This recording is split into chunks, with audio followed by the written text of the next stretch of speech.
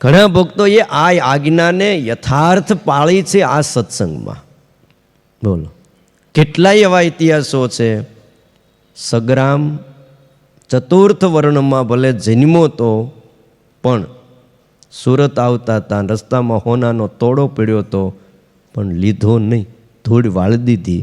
એના પત્ની પાછળ આવતા હતા, એણે જોયું, કીધું શું વાંકા વળ્યા હતા? કાંઈ નહીં, કોઈનું ઘરેણું પડ્યું હતું ને. મને એમ થયું કે તારું મન બગડે ને તું લઈ લે.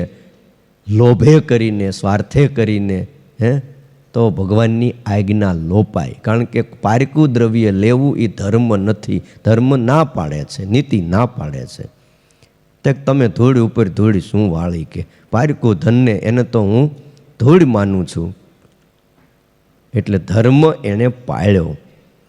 જુનાગઢની અંદર ગો કરીને આપણો હરિભગત હતો, અને મોટા માણસોને ત્યાં હવારમાં ફળિયું વાળવું, સાફસૂફ કરવું, આ એનો ધંધો.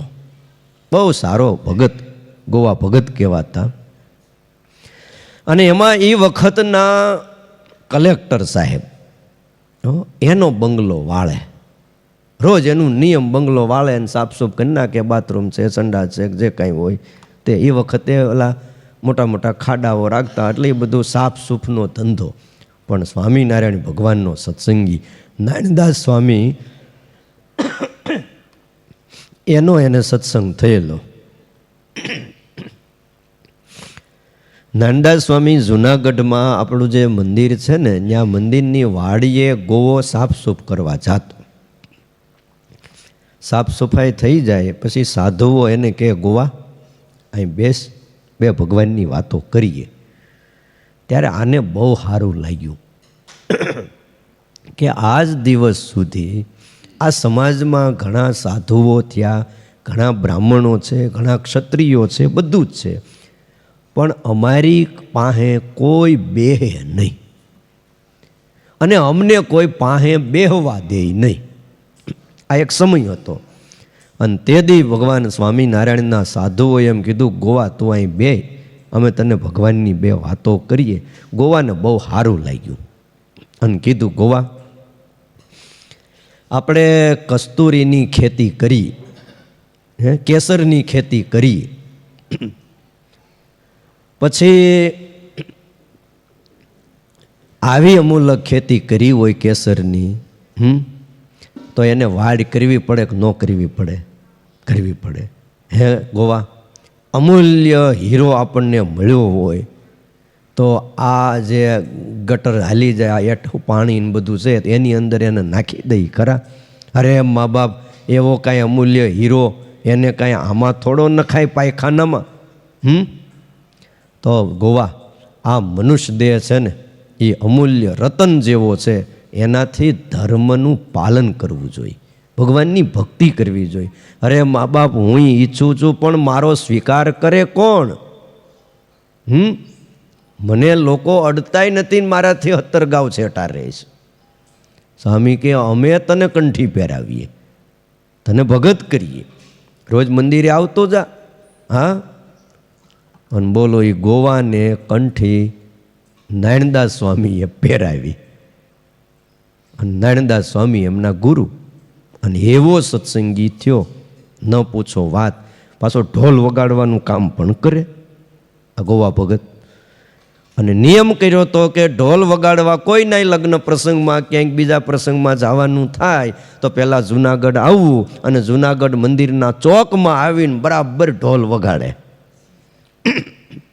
એટલે સાધુઓ ધર્મશાળામાં બેઠા હોય, મંદિરમાં હોય, એટલે ખબર પડી જાય કે આજ ગોવાને ક્યાંકથી તેડું આવ્યું છે, ક્યાંક પ્રસંગમાં જવાનું છે. એટલે પગે લાગી અને દર્શન કરી અને પછી ગોવો ઢોલ વગાડવા જાય. અને જે દિવસે નારાયણદાસ સ્વામી બહાર જવાના હોય એટલે ગોવો દર્શન કરવા આવે. એ વખતે સાધુઓ ગાડામાં બેહીને જાતા. 6 વ્હીલની ગાડી હતી. 6 વ્હીલ તો વધારે થઈ જાય, આમ તો 4 બળદ 2 જોડ્યા હોય એટલે કેટલા વ્હીલ થયા? 10 વ્હીલની ગાડીઓ હતી. બોલો, 2 ગાડાના અને 8 ઓલા. ગાડામાં બેહીને સાધુ નીકળે એટલે ગોવા ભગતને ખબર પડે કે મારા ગુરુ નાનદાસ સ્વામી ગામડા ફરવા જાય છે. એટલે દોડતો આવે હો, ગળામાં ઢોલ હોય અને દોડીને પાછું હેત બહુ સાધુમાં, આમ પગે લાગવા જાય પણ પાછું યાદ આવે કે મારે તો છેટેથી પગે લાગવાનું છે. એટલે ઊભો રહી જાય બિચારો. ઊભો રહીને પછી 4-5 ડગલા થોડોક પાછો ખસે અને ત્યાં બજારમાં કે જુનાગઢ મંદિરના ચોકમાં, જો સ્વામી ચોકમાં હોય ત્યાં, અને બહાર નીકળી ગયા હોય ને બજારમાં ગાડું માંડ્યું હોય હાલવા, તો બજારમાં ગોવો ધૂળમાં દંડવટ કરે. બોલો. અને દંડવટ કરે ત્યારે નાનદાસ સ્વામી ગાડામાં બેઠા હોય તો હેઠા ઉતરી જાય, હેઠા ઉતરીને ઊભા રહે. હો, પછી ગોવો એમ કે સ્વામી થોડાક આગળ ખસી જાઓ. અને નાનદાસ સ્વામી આગળ ખસે એટલે જ્યાં નાનદાસ સ્વામીએ પગ મૂક્યા હોય ત્યાંથી ધૂળ લઈ અને ગોવો પોતાના માથે ચડાવે. હો, અને ત્યારે નાનદાસ સ્વામી એમ કહેતા કે ગોવા, આજે તો વર્ણાશ્રમના ધર્મની મર્યાદા નડે છે, આડી આવે છે અને બંધારણ છે, એટલે આપણે નિયમ પાળવા જોઈએ. આમાં કાંઈ તારું અપમાન કે એવું નથી, પણ એટલું યાદ રાખજે, એક દિવસે અક્ષરધામમાં ગોઠણ હારે ગોઠણ અડાડીને બેહવાનું છે. બોલો. હે, આ તમે જુઓ તો ખરા. ગોવા ભગત એ જુનાગઢના નવાબના એટલે ઓલા કલેક્ટર સાહેબનો બંગલો વાળે, અને એમાં એકવાર સાહેબના પત્ની આમ નાગર બ્રાહ્મણ હતા પાછા. એટલે ગોરાણીએ ગોવાને કીધું, ગોવા આ મા બાપ બોલો ને, અહીંયા આય, તું અમારું આંગણું વાળે, સાફસૂફ કરે અને આ બધું કામ કરીશો. મને થયું કે આ કઢી વધી છે ને તો તું લેતો જા, લે થોડીક ખીચડી છે અને કઢી પણ છે. એટલે ગોવાએ હાવણો એક બાજુ મૂક્યો, હો, અને આવીને થોડાક કપડાં બપડા ખંખેરી અને ઊભો રહીને હાથ જોડ્યા. હા, કીધું, ગોરાણીમાં માફ કરજો, રાજી રહેજો, મારે તમ કઢી નથી જોતી. પહેલાં તેમ કીધું. પણ કેમ નથી જોતી કઢી? જરૂર નથી? તો કે એમ તો બધી જરૂર જ હોય ને. હે, પણ હાવ સાચું કહું, મને તમારી કઢી ન ખપે, કે મને તમારી કઢી ન ખપે, આવું બોલ્યો. ઓલા કલેક્ટર સાહેબ સવારના છાપું વાંચતા છે, ગમે કાંઈ પુસ્તક વાંચતા છે, બેઠા હતા ખુરશીમાં, એના કાને શબ્દો પડ્યા એટલે એ એક બાજુ મૂકી અને દોડતા દોડતા દરવાજે આવીને કે ગોવા, હા તું હું બોલ્યો, મારે સાંભળવામાં ફેર પડ્યો કે તું એ જ બોલ્યો? હા, મેં એ જ કીધું, મને તમારી કઢી ન ખપે. એટલે અમે નાગર બ્રાહ્મણ, હે, અને તને અમારી કઢી ન ખપે? તો ન ખપે. તમે કઢીમાં લહણ નાખ્યું હોય, હિંગ નાખી હોય, બોલો, અને તમે આમ તો નાગર બ્રાહ્મણ સ્વાદના રસિયા ખરા, સ્વાદમાં નંબર આવે, એના જેવી રસોઈ લગભગ કોઈ બનાવી ન શકે. એટલી ટેસ્ટફુલ રસોઈ નાગર બ્રાહ્મણો બનાવે. પણ તમે આ નાખ્યું હોય, અને મારા ઈષ્ટદેવની આજ્ઞા છે, મારા ગુરુ નાનદાસ સ્વામીએ મને નિયમ દીધું છે ગળામાં કંઠી પહેરાવી, હું હરિભગત થયો, આજથી મારે આ લસણ, ડુંગળી, હિંગને વઘાણી જે કાંઈ આવતું હોય, અને જો ગાળ્યા ચાળ્યા વગરનું હું પાણી પીતો નથી, ગાળ્યા ચાળ્યા વગરનું પાણી ક્યાંય અમે વાપરતા નથી. હાવ સાચું કહો, તમે આ કઢીમાં આ છાશ કરો, વલોણું કરો, પાણી ગાળીને વાપરો છો? તો કે એ તો અમે કાંઈ કરતા નથી. અને આમાં લહણ નાખ્યું તો કે લહણ વગર તો કઢી જામે જ નહીં કોઈ દી, ટેસ્ટ જ ન આવે. બોલો નવીન ભગત, આ તમારું ઓછું હાલે એનું કારણ જ તમારે લહણથી વઘાર કરવો જોઈએ. તમારું રહોડું બહુ સારું હાલે. હા, તો પછી વિચાર કરો, ઝાઝું ફળ મળતું હોય તે દી ઓલા સાહેબને એમ થઈ ગયું કે ઓહો, હે, ચતુર્થ વર્ણના લોકો અમારા કરતા ચડ્યા હતા, એમ આશ્ચર્ય પામી ગયા હતા. એટલે શ્રીજી મહારાજ કહે છે, આવો એક સમાજ, એનું નિર્માણ, જે ઇતિહાસકારો થઈ ગયા ને એને પણ નોંધ લેવી પડી કે સ્વામિનારાયણ ભગવાને એક ભદ્ર સમાજનું નિર્માણ કર્યું છે. કેવા સમાજનું? એક ભદ્ર સમાજનું નિર્માણ કર્યું છે, જે કોઈથી ન થાય. ભાઈ, ઘણીવાર એવા દેશકાળને એવા સમય આવે તોય પૂજા પાઠ કોઈ ધર્મ ક્રિયાનો ત્યાગ નથી કર્યો. જોબન પગીએ 3 દી લગી પૂજા ન થઈ તો પાણી ન પીધું. બોલો, કોઈ કામ પ્રસંગે ક્યાં ગયા હતા બાજુમાં, પેટલાદ કઈ બાજુ, અને કામ પીત્યું નહીં. હરિભગત થયા પછી અને એમ થયું હતું પૂજા હું લઈ જાવી, સાંજે પાછા વી આવવું જ છે, પણ કામ ન પીત્યું. 2 દી લગીને 3જે દી ઘરે આવી, સ્નાન કરી પૂજા કરીને બોલો પાણી પીધું. નહીતર એને પાણી પીવું દારૂ પીવો હરખું હતું. અરે લોહી પી જાય બધાને. માથા કાપવા હોય કાપી નાખે ને કાચે કાચો બોલો એની હારે રૂડિયો રખોડું હતો, સરફ ખાઈ જતો. એક વેત આગળથી કાપી નાખે મોઢું ને એક વેત પૂછડું પાછળથી કાપી નાખે અને પછી કાકડીની જેમ ખાઈ જાય. બોલો, આવો ભરાડી હતો, પણ કેવો ભગત થઈ ગયો. રૂડિયો રખડું હતો, એના બદલે રૂડો ભગત થઈ ગયો. શેનાથી? આ યોગથી. શિક્ષાપત્રી એના ઉપર કૃષ્ણ વલ્ભાચાર્યએ કિરણાવલી નામની વ્યાખ્યા કરી છે. આ જેમ કેમ શિક્ષાપત્રી ઉપર ભાષ્ય છે, એમ કૃષ્ણ વલ્ભાચાર્ય થઈ ગયા જૂનાગઢની અંદર. બહુ મોટા વિદ્વાન પંડિત. એનું મંદિરે બન્યું છે કુકાવાવમાં. બોલો, એવા સમર્થ ઈશ્વર મૂર્તિ જેવા હતા. એના હાથમાં પગમાં ચિહ્નો હતા. જેમ કેમ ભગવાનના શરીરમાં ચિહ્નો, એમાં અમુક ચિહ્નો એના હાથમાં હતા અને બતાવતા હતે. બોલો, આવા સમર્થ. એમણે આ શ્લોકની જ્યાં વ્યાખ્યા કરી ત્યાં ધર્મનો અર્થ ભગવાન કર્યો છે. ધર્માપેતમ યદિ કર્મ, ધર્મરહિત કર્મ. ત્યાં ધર્મનો શબ્દ ધરતી વિશ્વમ ઇતિ ધર્મ. વિશ્વને ધારણ કરે એને ધર્મ કહેવાય. તો વિશ્વને ધારણ કોણ કરે? ભગવાન કરે. અને ધ્રિયતે જનૈહિ, ભક્તજનો વડે ધારણ કરાયેલા કોણ છે? ભગવાન. આવા અર્થ કર્યા. ધર્મનો અર્થ ભગવાન કરીએ તો એમ કહી શકાય કે મહાફળની પ્રાપ્તિ થતી હોય એવું કાર્ય, એટલે કે ધનની પ્રાપ્તિ થતી હોય, સ્વર્ગાદિક લોકની પ્રાપ્તિ થતી હોય, યા તો આ જગતમાં બહુ પ્રતિષ્ઠા મળતી હોય, સત્સંગ પ્રચારનો વિસ્તાર થતો હોય, પણ જો ધર્મ કહેતા ભગવાન રહિત હોય, પરમાત્મા ન હોય એની અંદર, એટલે કે ભગવાનના સંબંધે રહિત હોય, આજ્ઞાએ રહિત હોય, તો એ ન જ કરવું. બોલો, એનો ત્યાગ ન કરવો.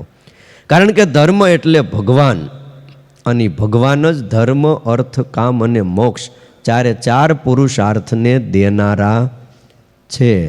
પરમાત્મા બધું જ આપે છે. એટલે કહે છે કે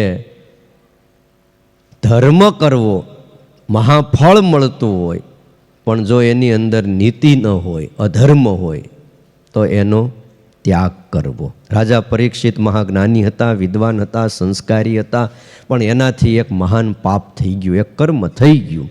ક્રોધના આવેશમાં આવી અને એક નિરપરાધી ઋષિના ગળામાં એણે મરેલો સર્પ નાખી દીધો, પહેરાવી દીધો. રાજા ઘરે આવી ગયો, પણ શાંત થયો રાજા ત્યારે એને ખ્યાલ આવી ગયો અને એ પોકારી ઉઠ્યો તો ભાગવતમાં લખ્યું, અયો મહા નીચમ અનાર્ય વત કૃતમ નિરાગસી બ્રહ્મણી ગૂઢ તેજસી. અરે રે રે, મારાથી ભયંકર નીચ કર્મ થઈ ગયું. આમ રડ્યો પરીક્ષિત રાજા કે ક્રિયમાણ કર્મના ફળ સ્વરૂપે તક્ષકના કરડવાથી મરણ પામવાનું એનું પ્રારબ્ધ, એનું નિર્માણ થઈ ગયું. આ નિર્માણ નહોતું પણ થઈ ગયું. ક્રિયમાણ કર્મ શું કર્યું એણે? મરેલો સર્પ ઋષિના ગળામાં નાખી દીધો. બોલો, ધનુષની અણીથી લઈને પહેરાવી દીધો. ઋષિ આંખો બંધ કરીને ધ્યાનમાં બેઠા હતા. રાજા આવ્યો.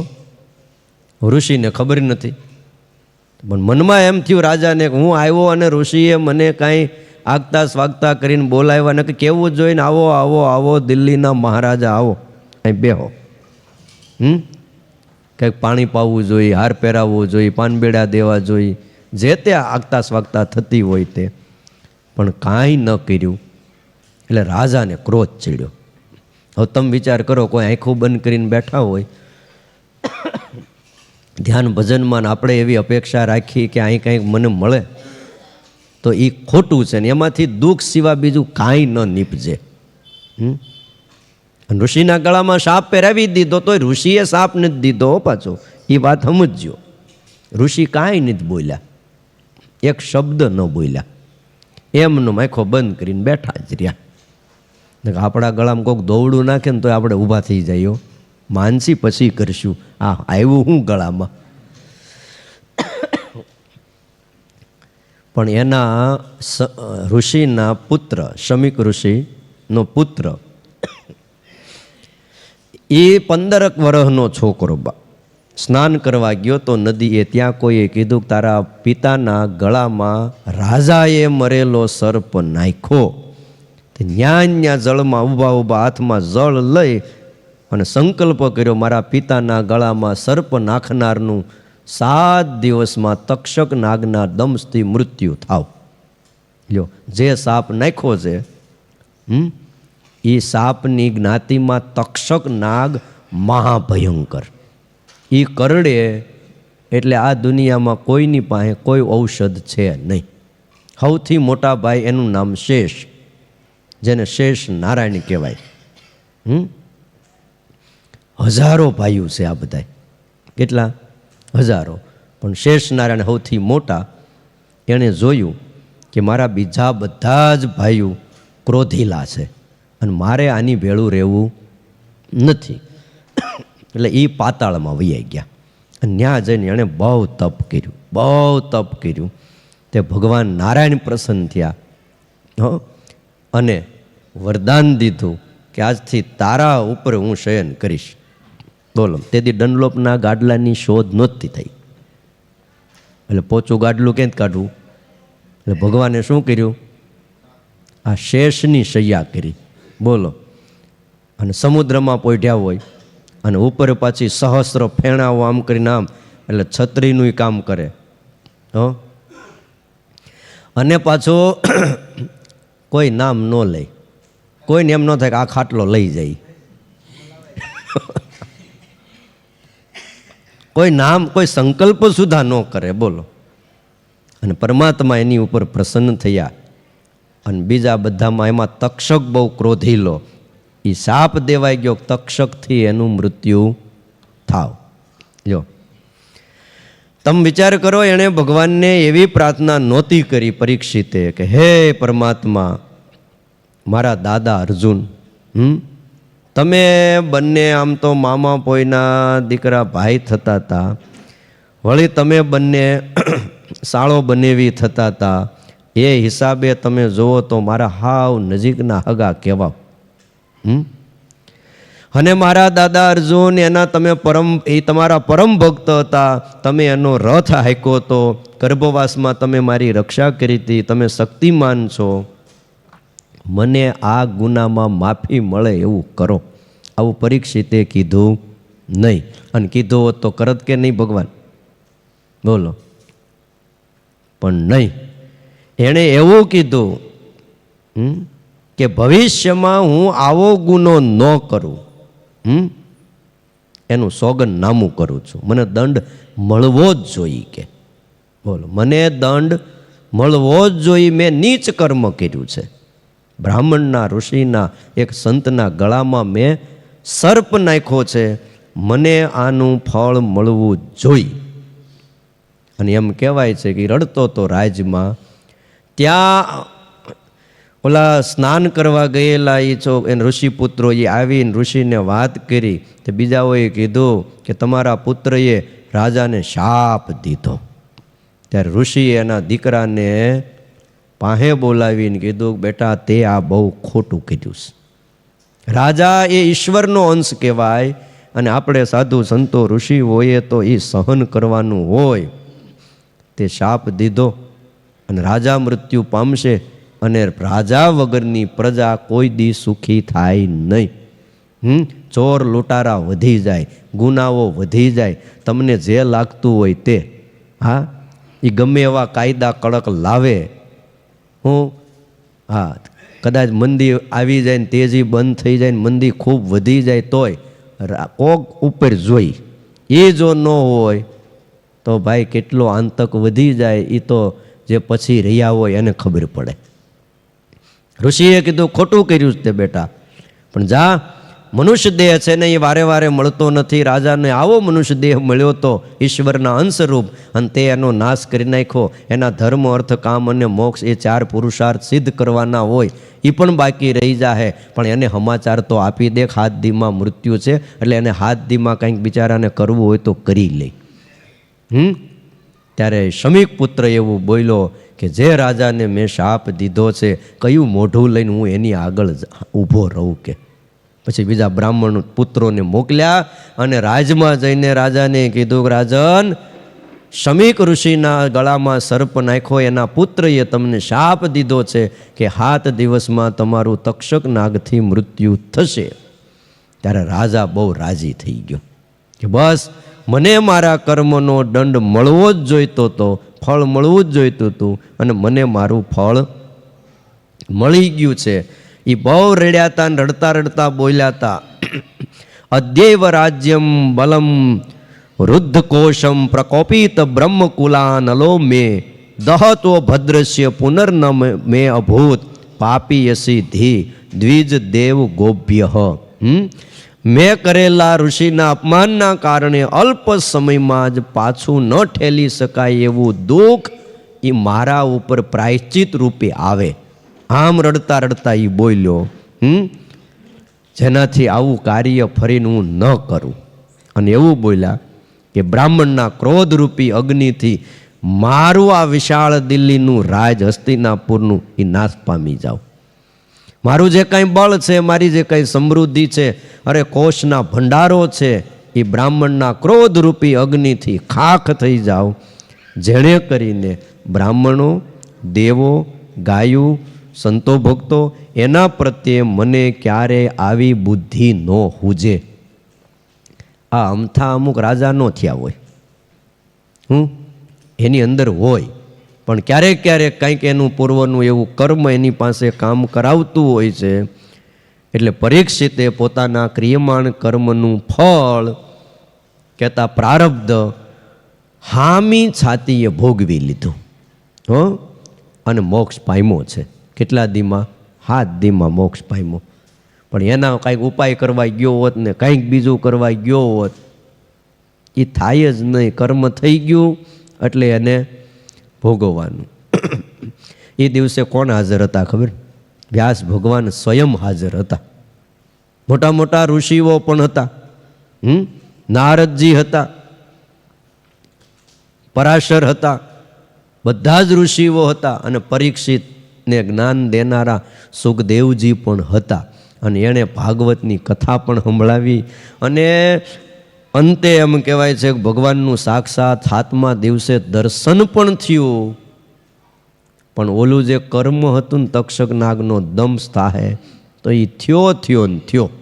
કથા પૂરી કરી, 7 દીના ઉપવાસ કર્યા. પારણાત કરવા કે ન કરવા ભાઈ? ઉપવાસના અંતે પારણાત કરવા પડે. કથા પૂરી થઈ ગઈ, કીધું રાજન હવે તમારે 7 દિવસના ઉપવાસે તમે પારણા કરી લ્યો. અને મહાભારતમાં લખ્યું કે એણે એટલી સિક્યુરિટી ટાઈટ કરી હતી 7મા દિવસે. સિક્યુરિટી કાચનો આખું પેલું કહેવાય ને કેબિન બનાવ્યું હતું કે એની અંદર આમ કહેવાય ને હવાને અંદર જવું હોય ને તો પરમિશન લેવી પડે, સહી સિક્કા કરાવવા પડે, પછી અંદર જાય. આટલું ટાઈટ કરીને પોતે કમ્પ્લીટ કરીને બેઠો હતો. પારણા કરવાના બ્રાહ્મણો ફળ લાવ્યા. લ્યો મહારાજ, 7 દીના ઉપવાસ છે, ત્યારે શું છે શીરો પૂરીને આવું બધું ભારે ન ખવાય. સવારમાં શું ખવાય? ફળ ફૂલ ખાઈ લ્યો, હળવું. અને એણે હાથમાં કંઈક જે ફળ એ વખતના હતા, ચીકુ હોય કે સફરજન હોય કે જે હોય એ લીધું, અને જેવું આમ ચપ્પાથી સુધાર્યું એની ભેગી અંદરથી એક ઈળ નીકળી. અને સીધી મોટી થઈ. તક્ષક નાગ એની અંદર જઈને બેઠો.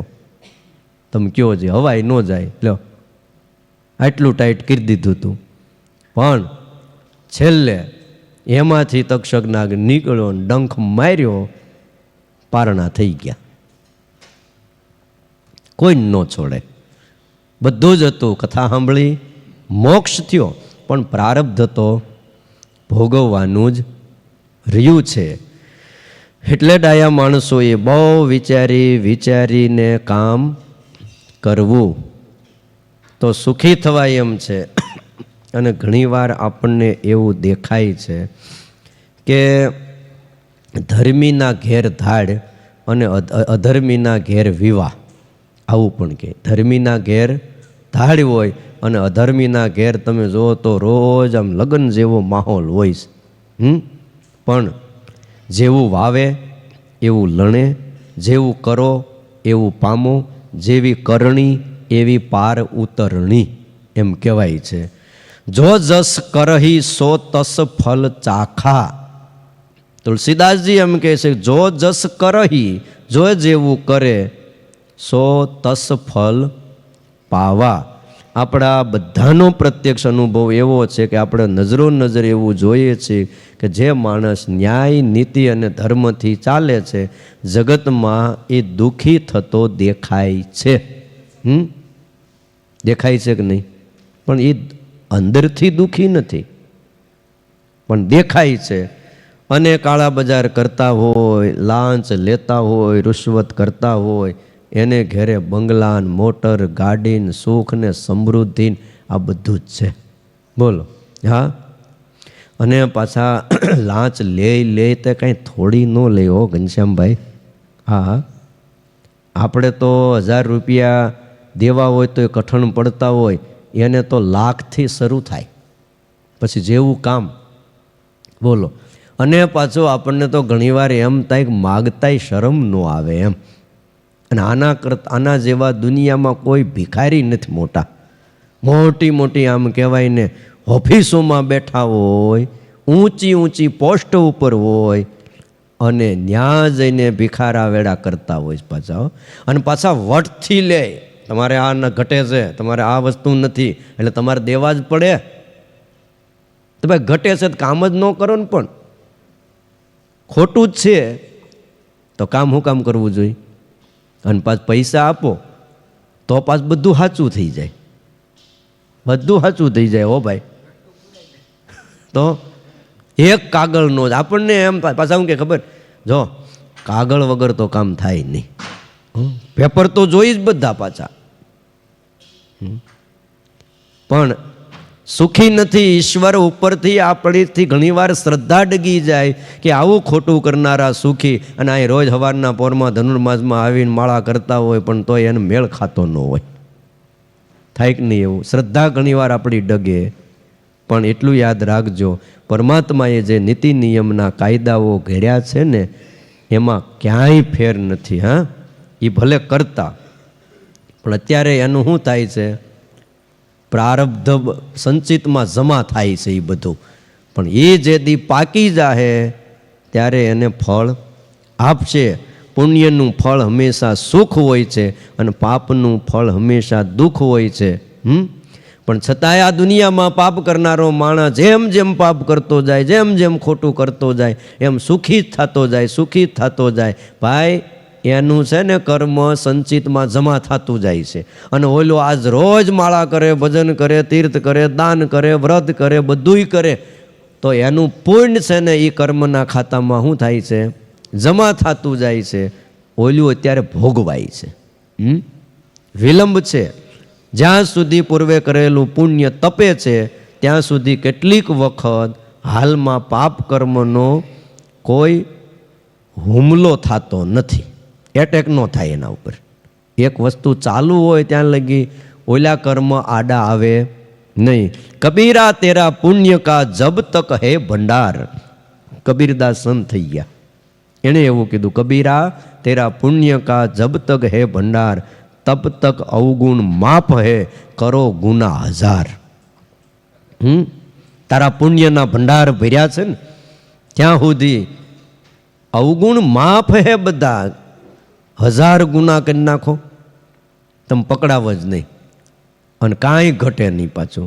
પરંતુ પુણ્ય પૂર્વનું ખાતા હમણાં સૂજે છે તોફાન, પણ એ ખર્ચી ખૂટે છે આગળ વસમું છે મેદાન.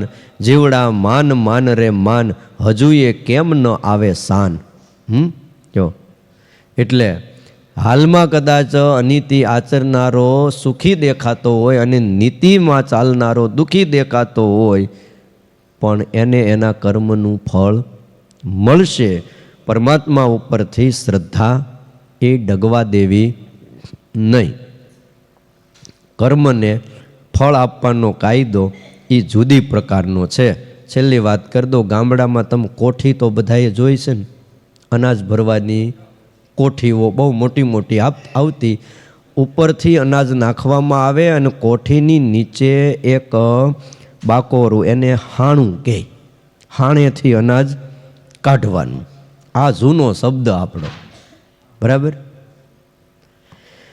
તો એમાંથી અનાજ કાઢવામાં આવે. હવે કોઠીમાં ઘઉં ભરેલા હોય અને બીજા કોકની કોઠીમાં કોદરા ભર્યા હોય કે બાજરો ઝાર ભરી હોય, એ કાઢે તો શું નીકળે? જે ભર્યું છે એ જ નીકળે. હવે ઘણીવાર એવું બને કે નીચે ઝાર ભરી હોય, વચ્ચે બાજરો ભર્યો હોય ને ઉપર ઘઉં, જેમ જેમ પાકતું જાય હું ત્યાં નાખતા જ એક જ કોઠી હતી ઘરમાં.